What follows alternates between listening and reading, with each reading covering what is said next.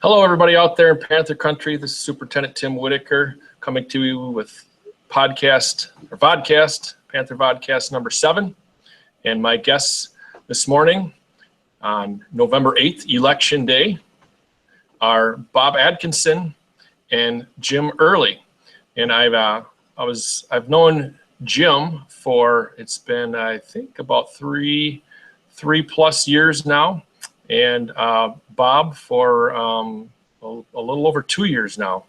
And we're going to talk, our discussion topic this morning is going to be employee engagement. We'll get into the weeds on what that means. Got two gentlemen that are certainly experts on the topic that have been a great resource for me and great mentors, and glad that I've got to know you two gentlemen.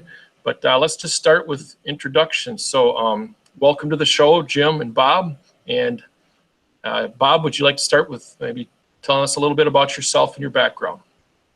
Absolutely, Tim, and thanks for inviting me and putting this the podcast together. Greatly appreciate it, because employee engagement is a topic that I'm very, very passionate about. I'm born and bred in the Twin Cities. Spent most of my career in Fortune 100 companies. And after some of those brands locally here include Best Buy and Target. And after about 40 years, I semi-retired and decided to pursue what I'm most passionate about, which is employee engagement, which is the reason I'm on this call today. So since 2011, I've been focused solely on employee engagement and helping clients heighten employee engagement and ultimately improve the business outcomes along the way. Right.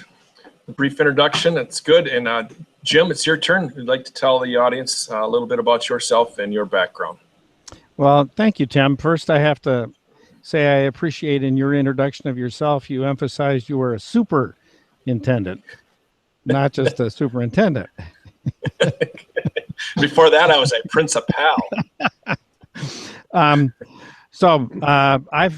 My business is Trailblazer Coaching. I've been coaching leaders and business owners since 1991. Much earlier in my career, I worked at Target under a brilliant young leader named Bob Adkinson. And really, what both of us are focused on is having people be engaged in their lives and their work. I do it one-on-one as a coach, and Bob does it through the engagement process. So I've known Bob forever, and had the good fortune to know you, Tim, for, like you say, about 3 years. Yeah, one thing I think we all have in common is that we certainly are passionate about our work that we do, and we're definitely all actively engaged employees. So Bob, I think of the three of us, you're certainly you have probably the most experience and expertise in employee engagement. Would you like to start by defining what employee engagement is, and even maybe what it is not? Sure. My favorite definition of employee engagement is the emotional commitment that an employee has to the success of the organization. That's Forbes published that, and that's my personal favorite. And I think it says it all. You think of an NFL pro football team and the players on that team. You can't get a more heightened sense or level of engagement than on that team. And that should be the goal for businesses as well, is every employee should feel good about their job. They should want to contribute, and they should want to help that organization achieve its goals. So what some people think, oh, employee engagement, that's like employee satisfaction or happiness. Are those definitions interchangeable or not? I think they're closely related, but engagement is different. To me, employee engagement, everybody on the team has accountabilities. I believe that management has an accountability to build a culture and set of practices that will heighten employee engagement. And with that, I believe that every employee has the accountability to provide management with feedback. In other words, what are the barriers to being fully engaged? And those can be a personal thing Not every employee is engaged with the same factors or practices, but an employee has to be willing to provide management with feedback so that corrections can be made. Jim, anything you'd like to interject regarding your take on employee engagement? Yeah, well, one thing I would add is something I've always thought about in my work is the notion of discretionary effort. That is, I will work hard because I want to work hard at something. It's my discretion. It's going beyond what's required. And I think engaged people, engaged leaders, engaged employees, engaged anybody, we're in a position where we get to work beyond what's called for because we want to. And that's what comes to my mind in this whole process. Yeah, me too. That's the way I often think about it. You can have a happy employee that whistles while they work, but they're not necessarily productive. Or you can have a satisfied employee that's satisfied doing nothing, just kind of sitting at their desk all day. Mm-hmm. That's not an engaged employee either. Like you said, it's that discretionary effort, and it shouldn't be something that you have to consciously think about. Like, am I engaged or not? Yeah, I'm engaged, so I'm going to work harder and more passionately and effectively, and maybe work longer hours someday or whatever. Not because I have to, but because you want to. And we'll talk about why that's important. So, Bob, what are some factors that engage employees? Many, many factors. I think first and foremost is making sure that the tasks of the job at hand are closely related to the employee's natural skills and abilities. There's nothing more clumsy or ineffective than assigning tasks to employees who just don't have the skills, and it disengages the employee. So that, to me, that's number one, and I call that casting, and that's making sure that the assignments match what the employee does well. Second is making sure that leadership is providing adequate support to the employee. Everything from the right tools, work environment, and just making sure that employee can be successful. Frequent check-ins. Thirdly would be empowerment. Once the employee is capable of performing job tasks, is making sure that they can own the process, management backing away so that the employee is empowered to deliver. And then all the way down to recognition for a job well done. Everybody needs to be recognized and know that they're doing a good job when they are doing a good job. Many, many, many factors, but that's probably the top 3 or 4. Jim, anything to add? No, that was good job, Bob. Okay. So when I first learned of employee engagement through Jim, and then who introduced me to Bob, this started in 2000 and December of 2014 was our first Q12 survey. I learned of it, I believe that summer, 2000, maybe even spring of 2014. Learned more about it, and then to learn what employee engagement is, why it's so important. I totally bought into it right away. I think this makes complete sense. It's one fundamental thing that could be change the whole culture and effectiveness of our organization, which is our school. And of course, the correlation, which we'll get to later, but I'll introduce, is our outcome. Our desired outcome is student learning.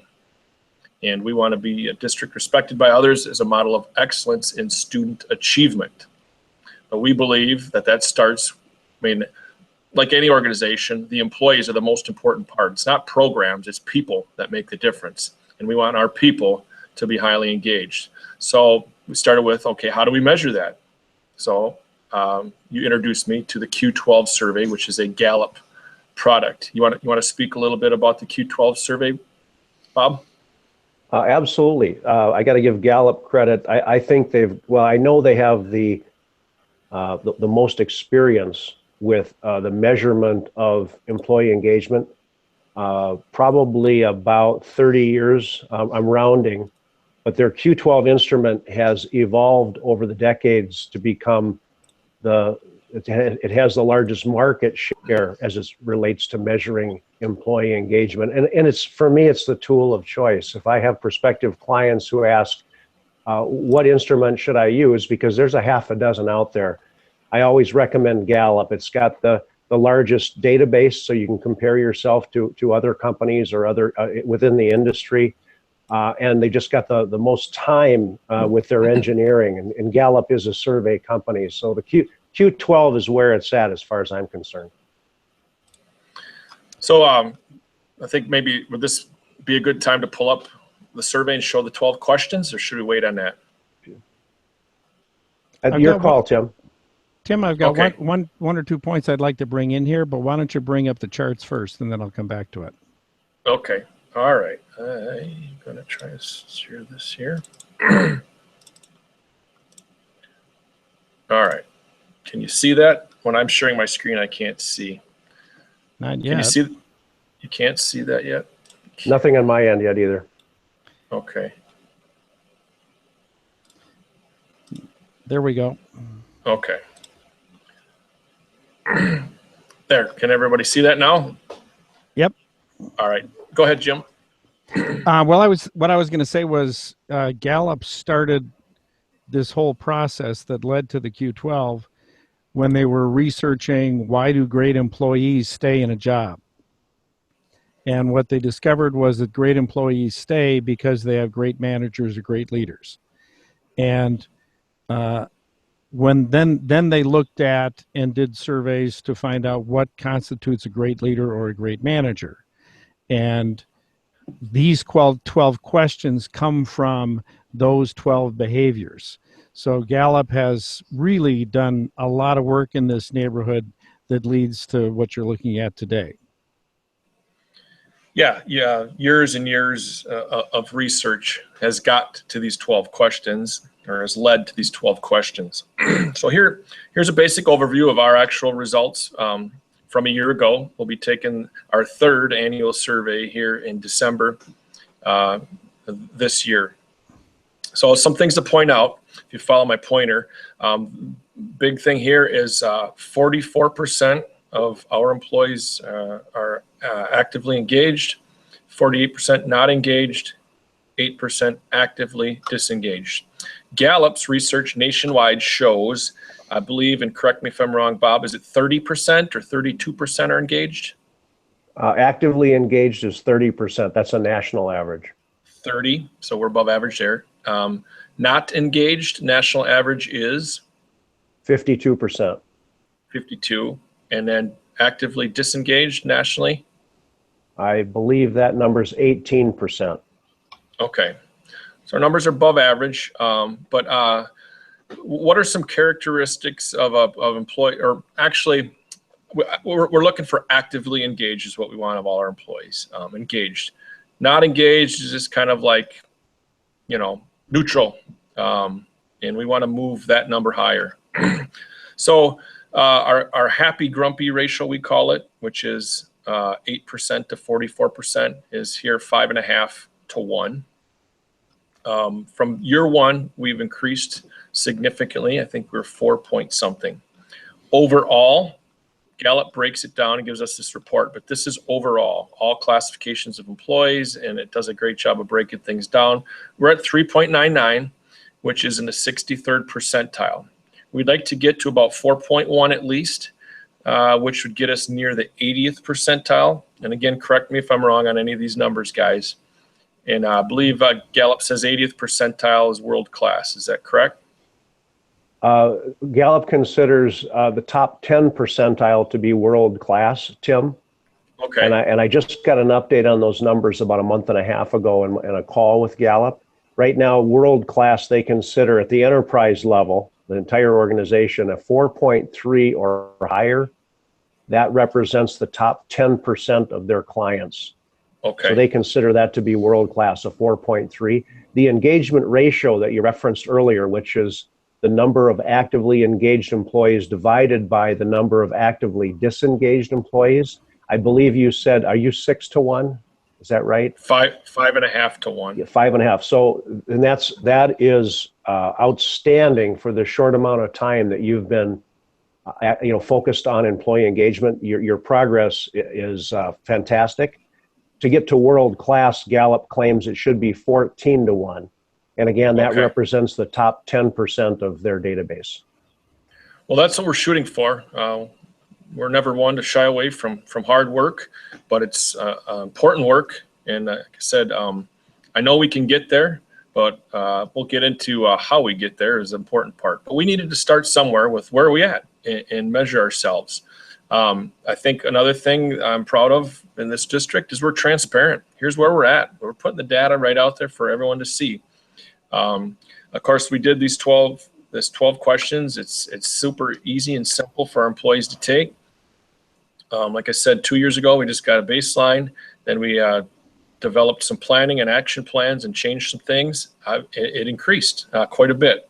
But here are the 12 questions. The main reason I want to show this slide is overall satisfaction. It's a question 0. That's not really a metric it's not actionable, but it just gives you kind of a overview, a snapshot. But question 1 is I know what is expected of me at work. Question 2, because this is kind of hard to see, I have the materials and equipment I need to do my work right. Question 3, at work, I have the opportunity to do what I do best every day. And that's kind of what your casting you spoke to, Bob, earlier. Question 4, this is one of the things we've been working on because it's one of our lowest scores. Recognition. In the last 7 days, I have received recognition or praise for doing good work. And again, a lot of these questions are specific, but again, Gallup's research shows that these are the best ways to measure that. That's in the last 7 days. I've received recognition or praise for doing good work. Question 5, my supervisor or someone at work seems to care about me as a person. Question 6 is around development. There is someone at work who encourages my development. Question 7, opinions count. And again, this is our other question that we've had a lot of our action items in our planning around because it's our lowest. At work, my opinions seem to count.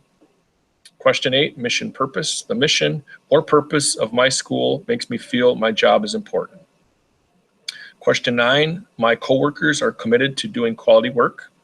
Question 10, I have a best friend at work. Question 11, in the last 6 months, someone at work has talked to me about my progress. And then question 12, this last year, I have had opportunities at work to learn and grow. Now there's an order here of questions 1 through 12. Bob, do you want to talk about the significance of the order that these are in?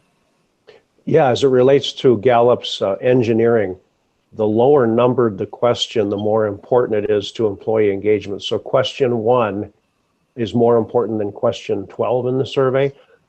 So those first 5 or 6 questions you really want to pay special attention to.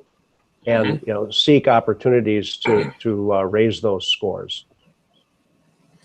So I'm going to take this slide down now. I think everyone's seen it. Either one of you want to talk any more about Q12 specifically in these questions? Not specifically the questions, and I hope I'm not jumping ahead, Tim, but when you and I first met, I remember our conversation, and I remember that I had talked to Jim after you and I met. And I predicted to Jim that you were going to do a fantastic job on the Q12, which you have.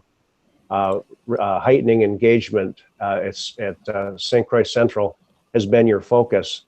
And during that first conversation, I had mentioned to you that when you get your survey results, I can almost guarantee you're going to see a correlation between your organizational outcomes, in other words, the student test scores, and your Q12 results. Did you find that to be accurate, my prediction? Yep, certainly did. And I can share actually that slide right now that you developed.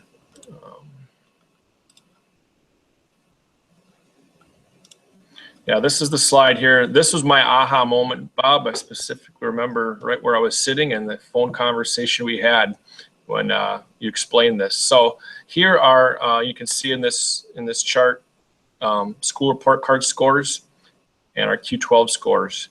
And our lowest Q12, our lowest engagement scores correlate to our lowest school report card scores. Our mid Q12 scores, again, equate to the middle for our school report card scores. And our highest score of 3.91 correlates to our highest report card score. So you said every organization kind of has a metric. Maybe you're a factory turning out widgets, so it's production, or maybe you measure it by number of workplace accidents, or in retail,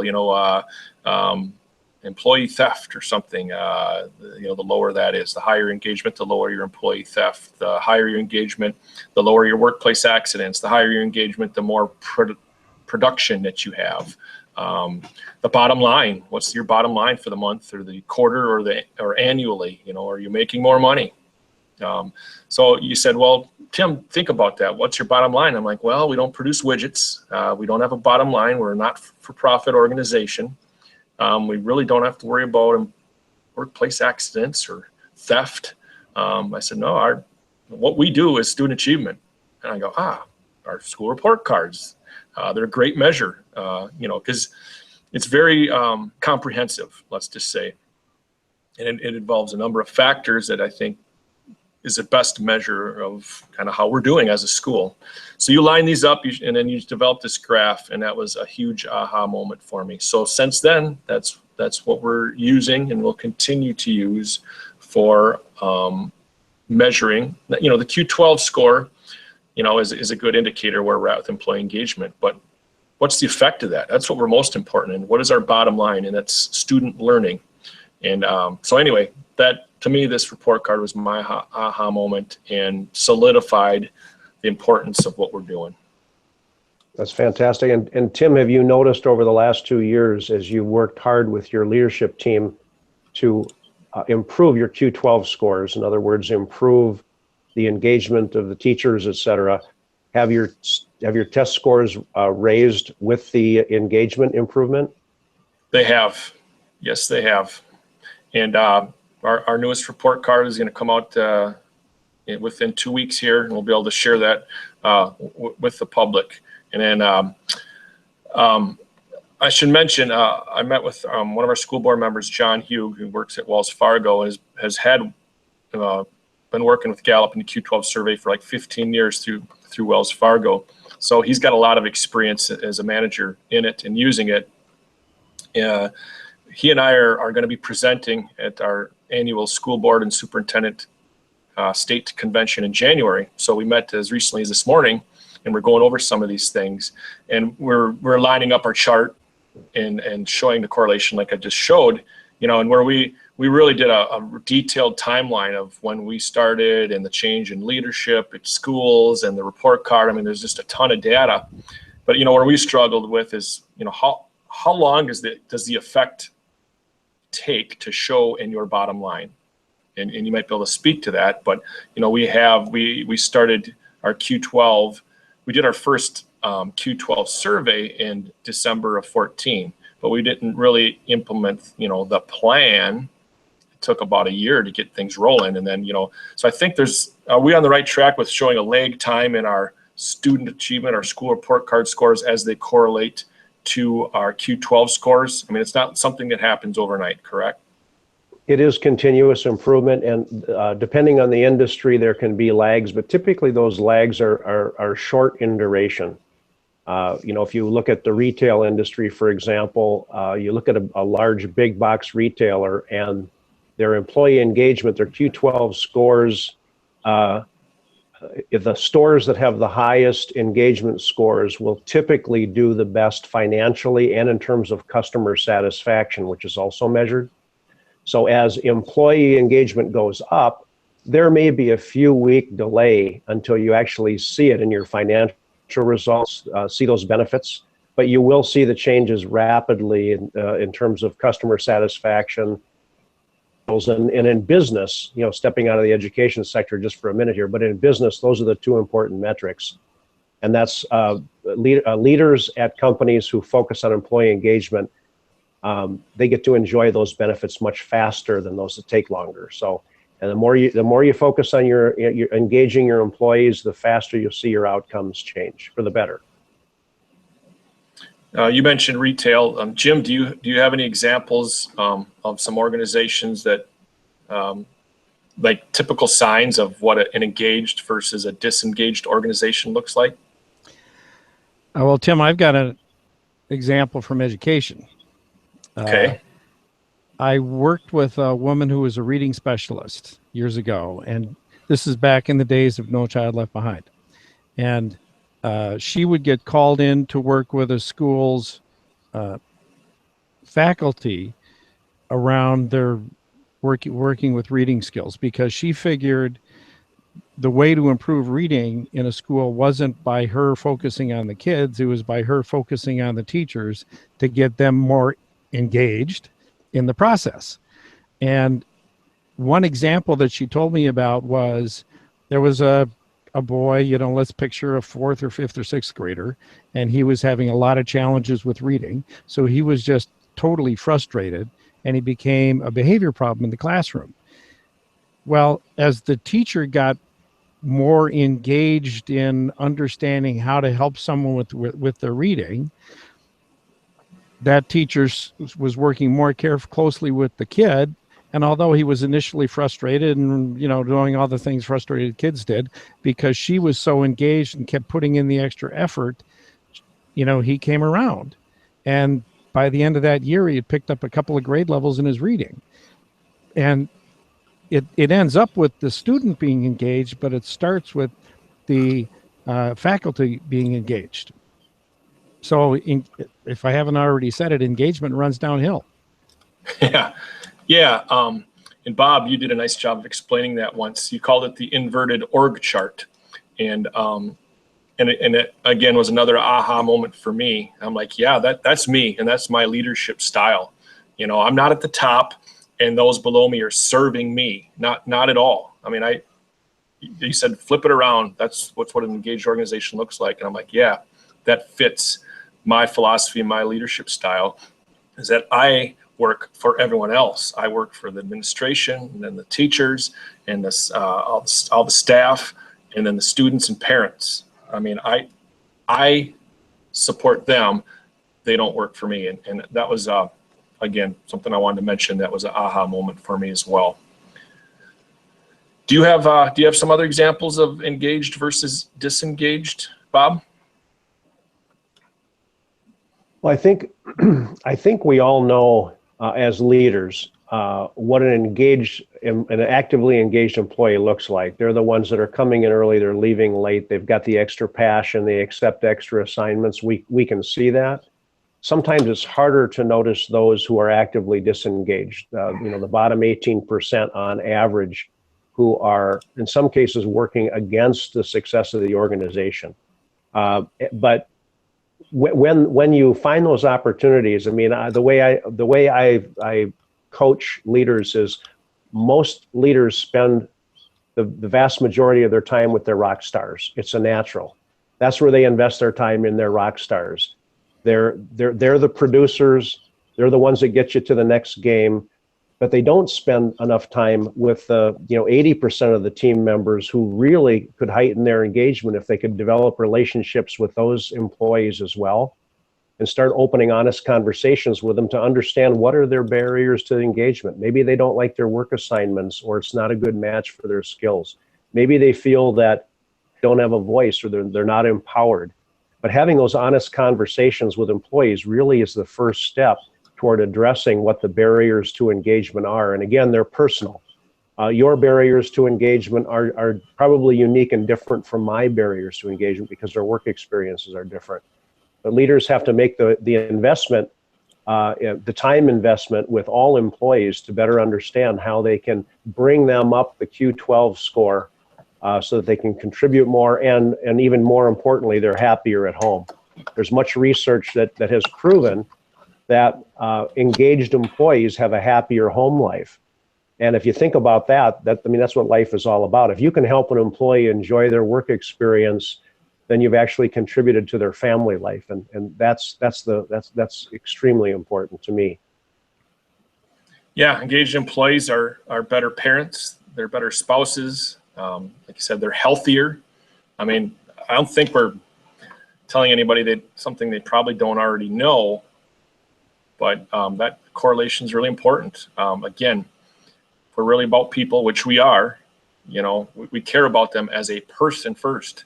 And of course, we want them to be successful in their marriage and as a parent and healthy.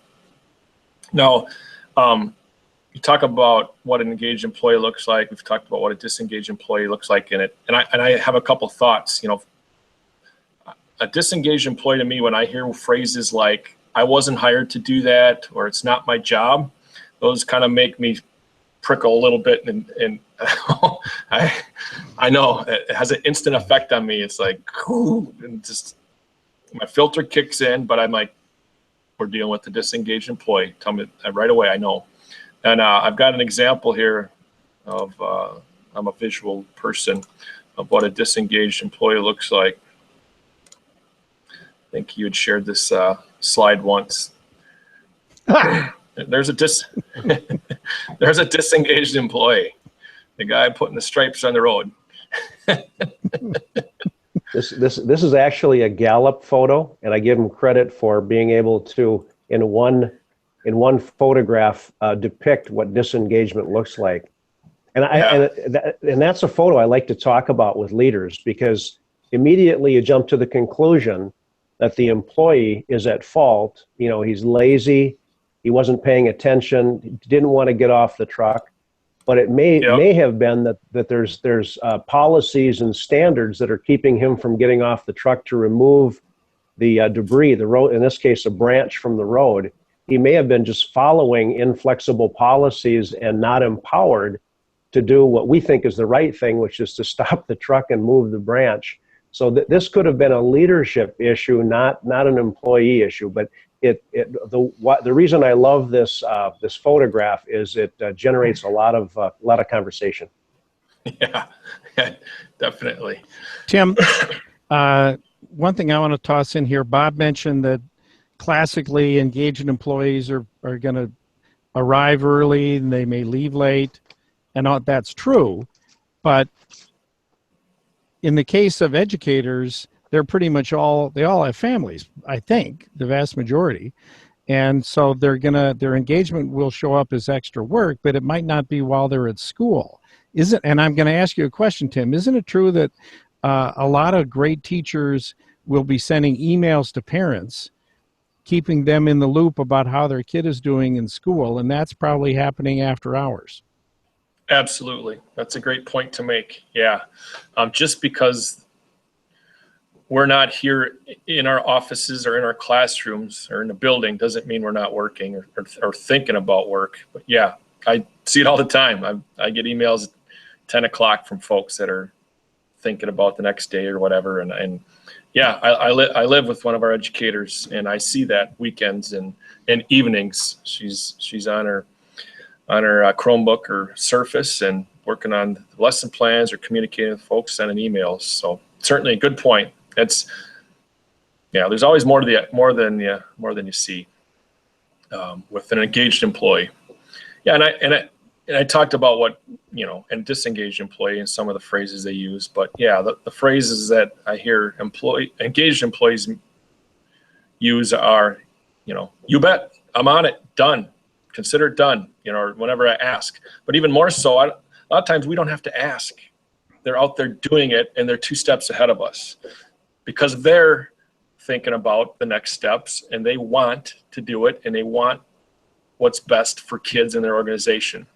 I can't say enough good things. I love it. I absolutely love it and we've got a whole group of folks like that. 44% of them at least are like that. Just doing what's needed. And I love it when I don't have to think about an idea.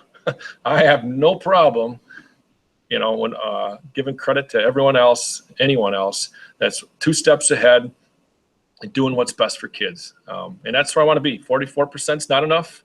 We want that number to be closer to 90%. And why not shoot for 100%? It's certainly possible. We put a man on the moon in 1969, right? It's a phrase you hear me use often. We put a man on the moon in 1969. Yeah, we can get 100% of our employees engaged. So we could talk a little bit about SCC story. I think we have a little bit, but this is the timeline going back to 2013. Learned about it. Took our first Q12 survey. The most important part, we got a baseline from that. The most important part of any plan or any data dig is to say, all right, what are we going to do with this now? What are we going to do with this information? And Bob, you came in and led a number of feedback sessions with different employee groups and different schools, and just got their feedback. And that in itself was pretty telling. Just the fact that you could ask tough questions and employees would open up to you and just say, yeah, this is what I don't like about what we're doing right now. These are the barriers that are keeping us from being engaged employees. You gathered that data. We had the administrators in each building taking notes. You had an open invitation to email, call you anytime with any more feedback, and you'd keep it anonymous and pass it on.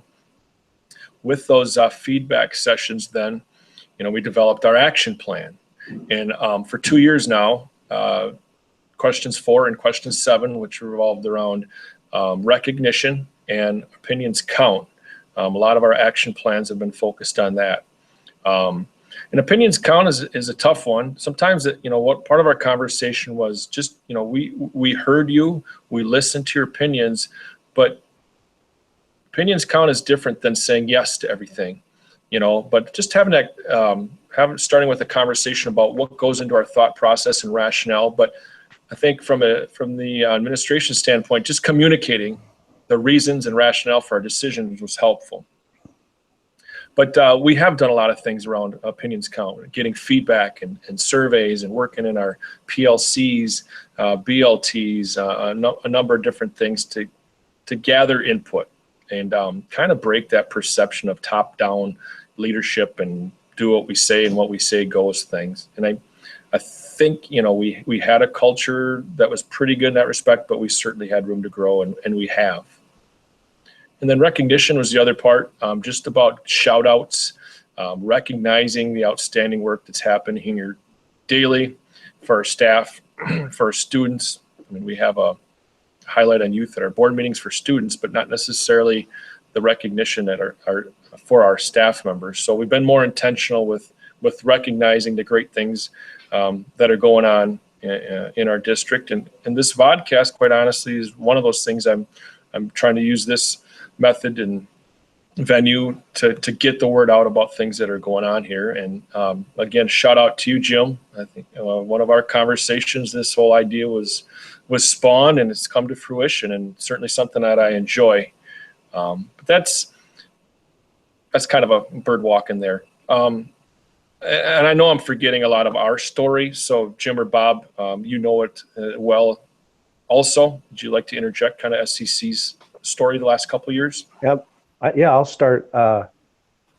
Again, from the heart, I congratulate you, Tim, on your natural passion for employee engagement. It's showing your results. The numbers have gone up far more than an average company in this short time frame. So, kudos to you and the leadership team for what you've done so far.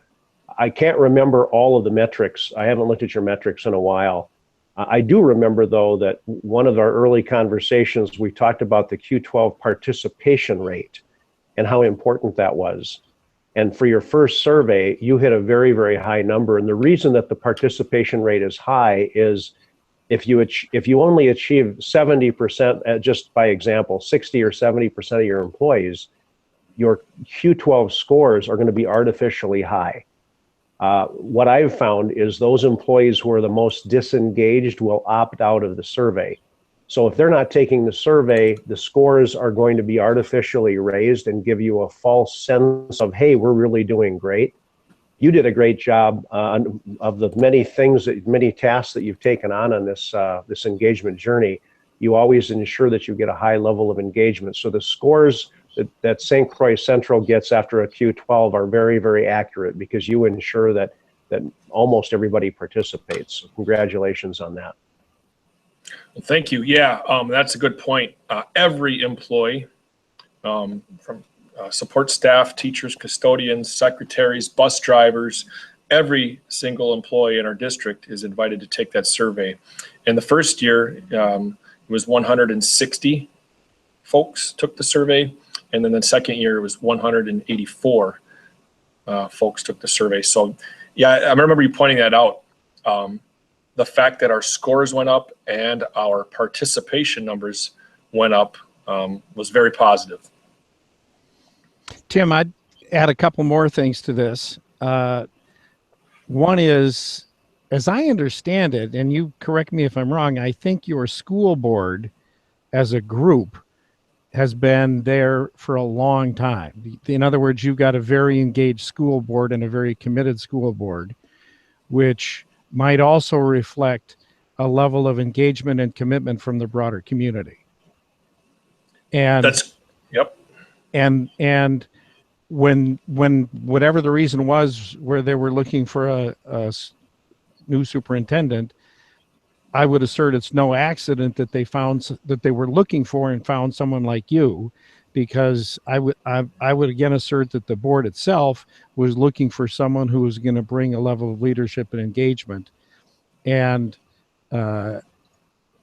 it's like all the cylinders of the community, the board, you, your faculty, everything is engaged in this process. Yep, you're correct in that the least senior member on our board is currently in their 12th year of service, all the way up to our most senior member of 24 years. So there's been a real stability in our district leadership, and you're right. That's an indicator of our community and their trust in them, and keep re-electing them as well. Yeah, and one of the things, as far as the board supporting this as well, they understand the value in it, because last year the surveys are $15 per survey. So last year when we were going through the budget cuts, trying to cut over $600,000 from our first projected budget, we listed everything that we could think of on there, and the Q12 survey was one of them, and that was one of the first things that they said no to. Like, absolutely not for, I think it's just over $2,000. Like, yeah, the impact that it makes is totally worth that small amount.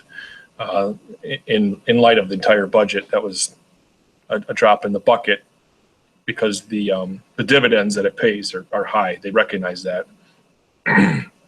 Another strategy I should mention that we talked about, we started measuring our employee attendance as well, because obviously that's a part of engagement, and we use that as an indicator of how we're doing, and we put a focus on employee absence or employee attendance, whichever way you want to look at it. Because a fundamental belief of ours is that the best educator for that position is you, the person we hired. And in some cases, you beat out over 120 other applicants, and you were the best. And we want the best in your position, no matter what position it is within our district. You're all educators. You're all an integral part of making our organization a success and impacting students positively.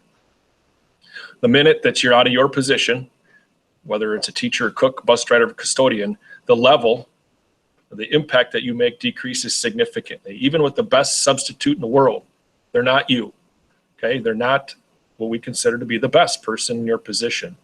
So we really try to stress that message. Now, attendance is a tough thing. Life happens. People get sick. Their families get sick. Accidents happen or whatever. You have to miss work. Again, balance the personal and professional. But there, that discretionary time, like say, you know what, I'm kind of feeling under the weather. I'm going to call in sick today. That's the time. If you're feeling just a little bit under the weather, we want you there. Again, you're still the best person for your position. So we started measuring that we measured our employee attendance for 3 years now. That has also had a positive trend of the fewer or less absenteeism. So I just want to mention that. All right. I've been doing a lot of talking.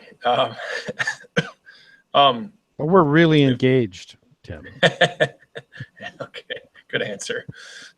So, guys, who's responsible for engagement? Jim, you want to go first? Sure. I've got an answer, but I don't. Yeah, go ahead. Well, I mean, ultimately, I'm responsible for my own engagement.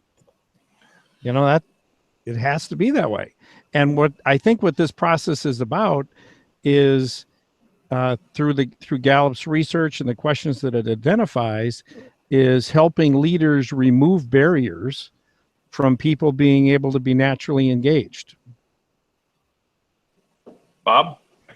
So I'm going to agree with Jim. I said earlier that it's really kind of a two-way street. Is management, all leaders in an organization have a responsibility to build a culture and a set of practices that support engagement and removing those obstacles and barriers. But first and foremost, every employee has to want to be engaged. When you look at the Gallup statistics that we talked about earlier, that only 30% on average of the United States workers are actively engaged. That is the group of people that gets promoted. That is the group of people that's more successful financially and otherwise, is those that are actively engaged. So what I say to all employees out there, don't you want to be part of that group? What is keeping you from being actively engaged? That's where the spoils go. That's the folks that are moving forward in the organization. Those are the folks that have happier home lives. So don't you want to be there? And if you can adopt a genuine desire to be actively engaged, regardless of your employer, magic things will happen. Now, you may run into obstacles where you've got a management team that doesn't listen to you. They're not addressing your barriers. And in some cases, out of frustration, you may have to leave that employer and find an employer that will listen to you. But try hard to be actively engaged your entire career. You're going to go through some tough times where it's easy to become disengaged or even actively disengaged, but try to manage that level of engagement on your own. Take responsibility for your engagement and take control of your life. Yeah, the old phrase, even negative people don't like to be around negative people, comes to mind. Yes. Or, even disengaged employees don't want to hang out with other disengaged employees. Given a choice, sometimes I'm like, you know what? I just realized you're negative and my legs work, so I'm walking away. So, Jim, remember the Saturday Night Live sketch with Debbie Downer? Yes, I actually show the video in some of my engagement training where the college students, they're on break and they'll say, hey, we're going to Disneyland. And one will say, I can't wait to get on the roller coaster. And another one said, I want to get on the double Ferris wheel. And there's all this excitement and engagement. And then it gets to Debbie Downer and she says, I just learned I can never have children. Wah, wah, wah. But yeah, you're right. Nobody wants to be around a buzzkill. Exactly. So yeah, back to the question of who's responsible, and you're right. Jocko Willink is an author and former Navy SEAL that I've listened to on the Tim Ferriss podcast. But he talks about, his book is titled Extreme Ownership. It's not my boss's fault that I don't have the materials and equipment. Have you advocated for yourself? Have you communicated with the boss and said, this is what I need to be successful or whatever? It's all about, I am responsible. We talk about that a lot. Who's ultimately responsible? If we all take ownership and responsibility, we're gonna be an outstanding organization full of engaged employees. But yeah, go ahead. And can you teach a better lesson to kids? Right. We often say, sometimes the adults are just like or worse than the kids. It's human nature. You don't take the human nature out of humans ever, and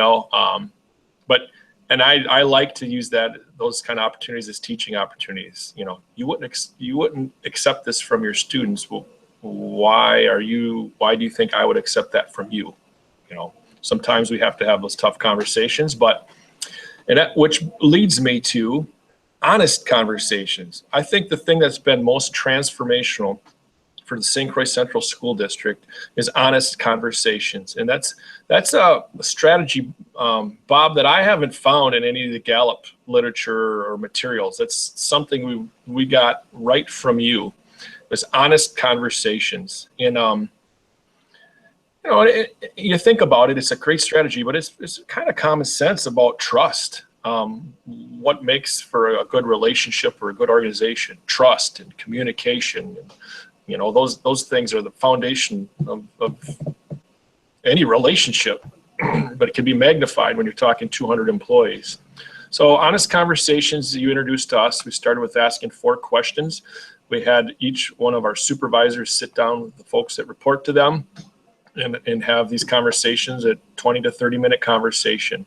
And we required at least once a year to sit down and ask questions. Last year, it was things like, if you could change one thing about your job, what would it be? Or if you could change one thing about my leadership as your supervisor, what would it be? If you could change one thing about your team, what would it be? And if you could change one thing about the policies or procedures of St. Croix Central School District, what would it be? And then this year we mixed it up a little bit and asked, I think it was 6 questions of folks. But it's communication, it builds trust, and you get really good feedback that you can again take. You understand each other better, but then you say, you know what? Yeah, I've heard this is a common theme, that this is a policy or procedure that we need to change, because that policy or procedure is a barrier to the success of this individual, and oftentimes it can be this barrier to the success of our students or in our organization as St. Croix Central School District. So honest conversations, if I could pick one thing, has been the most impactful strategy or skill that we have used here at St. Croix Central. And it's showing in your results, your student test score improvements, in addition to your Q12 engagement survey scores. It's showing. Those results of St. Croix Central don't go up just because it's a coincidence. Those scores are going up because you've done a wonderful job of implementing honest conversations, and your leaders are exercising those day in and day out. That's why you're getting the results. I like to compare, and the reason I've coined the phrase honest conversations, because really when you look at the difference of how you manage your superstars, the top 30%, you're probably already having those honest conversations. The people that you stop after work and you have a beer with, you've developed relationships, trust, you're already a wonderful servant leader to those employees. But what if you invest the same amount of time with the disengaged employees or the barely engaged employees? Will your results go up? And that's what you've seen in the last 2.5 or 3 years, Tim, is your leaders are now spending that quality time conducting honest conversations with all employees, and you're getting feedback that you wouldn't have gotten without those honest conversations. If you could improve one thing, it's very, very key, and you've done a great job, and I hope you continue. It's such a simple yet powerful strategy. You know, it creates the atmosphere, you know, where the boss or the supervisor comes to you and asks you, you know, and we're in a comfortable setting. You've asked, so here we go. Rather than, you know what, I'm going to go see my boss and tell him everything that's wrong with this organization and everything that I feel is, you know, wrong with him. And, you know what I mean? You know, we all have, yeah, you know what? But a lot of these conversations, they're like, you know what? I really don't have anything, which is good. I mean, it's reaffirming. That's like, wow, we've removed a lot of barriers. So they don't have an answer for these barriers that they have to keep them from doing their best work. But it's a simple yet such an effective strategy to create that climate of let's have an honest conversation. And because in the spirit of all of it, behind all of that and everything I think we try to do, it's in the spirit of continuous improvement. You know, change is constant, change is good, as long as we're making the right changes and with the right intentions and a lot of thought behind it. But yeah, we want to get better. We want to continue to get better and educate the whole child. Tim, a point I need to emphasize in here is, although you're right, that honest conversations is I don't want to say it's a strategy. It's a very strategic thing to do, but it's like the most real thing you can do. It's not a business tactic that's going to be the flavor of the month. It's fundamental to building relationships and building trust and building engagement. And one of the things, Bob, I may embarrass you here, but it won't be the first time. You know, it certainly won't be the last time I try to. I think your first success with employee engagement was as a leader at Target when they rolled it out way back when, and you hadn't necessarily had any particular training in how to be an engaging leader. You just were one.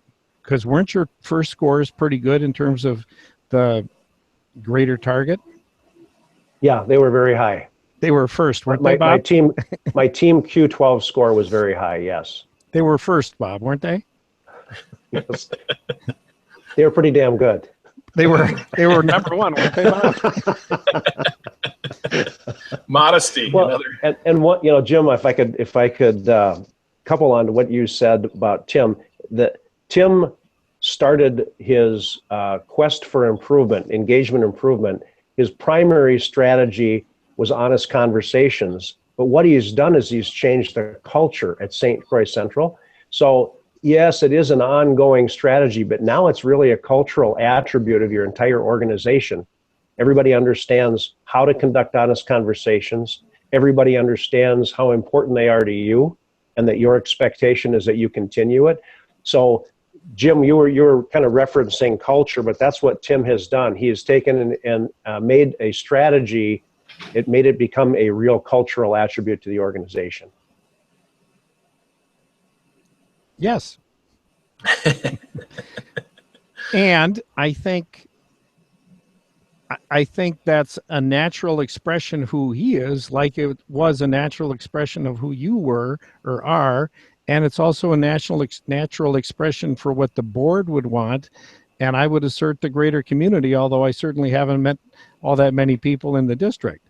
And what I just want to emphasize is it's not a flavor of the month thing. This is about, and what you said, Tim, is what's driving the whole thing is educating the kids of St. Croix County School District.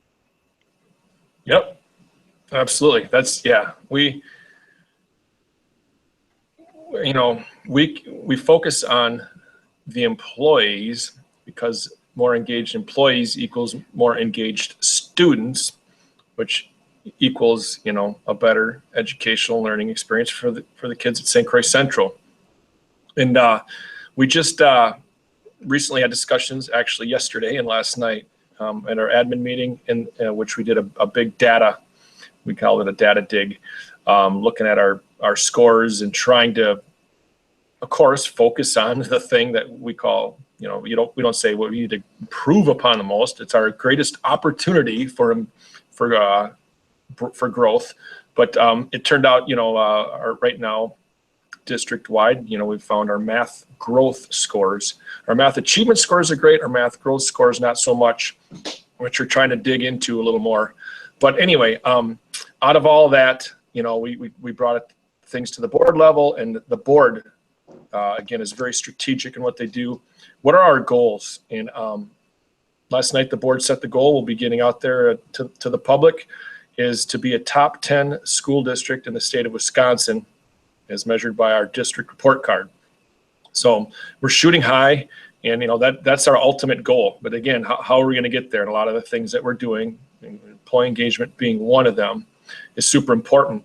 But at the same time, we were very intentionally talked about it's not going to be at the expense of something else. We're not going to focus so much on student achievement scores, the academic scores, that we're going to forget the other things that are equally as important, the soft skills, the interpersonal characteristics. We've got great kids that I repeatedly say in these vodcasts, and it starts with great families, great support. But yeah, are other things important? The music, the arts, the extracurricular opportunities, athletics. I mean, all of these things, CTE, the STEM, the Fab Lab, opportunities for all kids. Because it bothers me when some schools are focusing solely on college-bound kids. 90% of our kids go to college. Well, guess what? I mean, that's not realistic.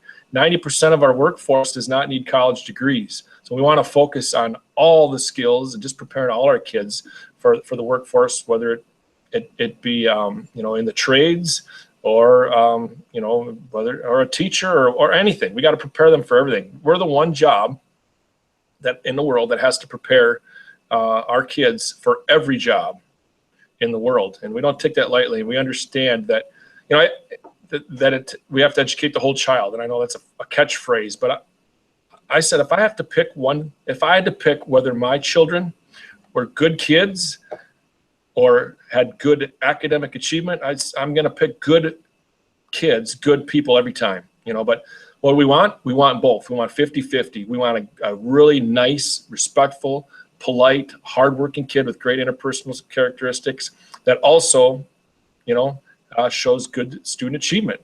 If you got kids like that, the sky's the limit. I mean, and I should mention, just saw an email this morning. Our football team's doing very well right now, and they're in level 4 playoffs. They're one game away from going to state. And we got a really nice email from their superintendent. We played Gael-Ettrick Trempolo last Friday, and he sent a nice message to our high school principal, who forwarded it to me. Go Panthers. He goes, his message, and we get this kind of stuff all the time. I just eat it up with the spoon. But he said, you know what? As your students were coming off the bus, I held open the locker room door. And those kids didn't know who I was. They didn't know he was the superintendent. Every one of those kids were very polite, respectful. I asked them to take off their shoes. Every one of them took off their cleats after the game. And every one of them said, thank you, very polite and respectful. Every kid, he said, walked through that door. He said, and that, to me, he goes, they're great kids, very polite and respectful. And to me, that just, and I've always said that in athletics, it can really bring out your true character, whether you win or lose. But you can win with class and lose with class. We happened to win that night, but to hear that our kids were great kids and very polite, respectful is, I just love hearing that stuff. We won, and we're great sports about it. So it can be done. Well, we're nearing the end of our conversation. Anything else that you guys would like to interject or add? I would like to interject a couple of things. One is to acknowledge both of you guys for being world class at what you're doing and being completely engaged in what you're doing. Like I say, I've known Bob for a long time. He lives and breathes employee engagement. Not as a tactic, but really as a strategy to have every employee be having the time of their life doing what they do best at work and having leaders be doing the same thing. And Tim, I know every time you and I get together, it's just nonstop Panther opportunities. So I tip my hat to both of you. And I'll echo that. Yeah. Like I said at the beginning, we're all engaged. It's obvious. We talk often. It's obvious that we're engaged in what we do and love and have a passion for it. So I tip my hat to you guys. I'm very blessed to have you guys in my life. And I think Jeff Redmond put it once, working with you guys, just the course corrections, just the tiny course corrections, because we're all going in the right direction, obviously. But once in a while, we need a little course correction or just another thought to throw in there. Say, have you thought about this? Those little course corrections keep us on that path towards success and doing what we love every day. I see it. I know how I feel about my job, and I see it in you guys. I talk to you enough. Jim, you've been doing this a long time. I envy both of you. That you're doing what you love and you're very good at it. And sometimes, I don't know about you guys, but sometimes I just kind of pinch myself. It's like, gosh, can you believe you're able to do this? So my point is we're all engaged, and kudos. Thank you for working with me. I'm blessed that I was introduced to you, and I know we're going to be able to work together for years to come and continue to do great things and help each other. So thank you. You're welcome. Well, Tim, thank you. And I'm sure Jim would agree. We feel blessed that you've allowed us to be a part of your success. And watching how far you've come in such a short period of time is very rewarding. And we feel as though we're part of the team, the SCC team. So thanks for having us and keeping us around. Jim and I, we started this engagement opportunity about 3 years after the dinosaurs went extinct. So yeah, we've been doing this a long time, but rarely do we have a client like you that is so passionate about making this happen. And seeing your outcomes change this quickly, for me, is very rewarding. So again, we feel blessed, and thanks for letting us ride along. Is it true that you guys graduated with cheeses? Well, he was same yearbook, right? he was a sophomore when Bob was a senior. I know. That's You do. one of the many reasons I like the three of us getting together in person is to watch you guys rib each other. Yeah, it is. The next meeting should be in Jim's voting booth. I noticed he's in a voting booth right now. Well, today is voting Tuesday. Yes, it is. It's how appropriate. I'm surprised they haven't booted you. You've been in there a long time. Tough decision. Okay, guys. Yeah, don't forget to vote if you haven't already. Yeah, you too. Bye All bye. right, thanks. Great Yeah, discussion. take care. Bye. Bye.